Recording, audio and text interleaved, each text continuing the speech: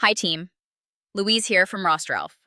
Today I will show you how to assign staff to the correct sites so our perfect match algorithm can always suggest the right people for every shift. Let's dive in. How to assign staff via the Sites tab. Click the Sites tab and choose the site you need to open its details. Click Staff working in this site and a list of all employees will appear so you can pick your team. Select all staff or tick only the people who are qualified for that site, which keeps rosters accurate.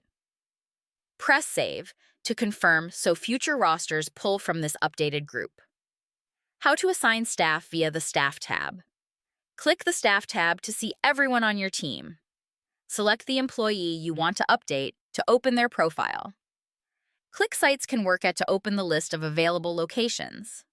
Tick the sites you want, then hit Update so the employee now appears when you roster those sites. Click Update again to close the window and lock in the change. Thanks for watching. If you ever need a hand, our support crew is just a call or chat away. Happy rostering!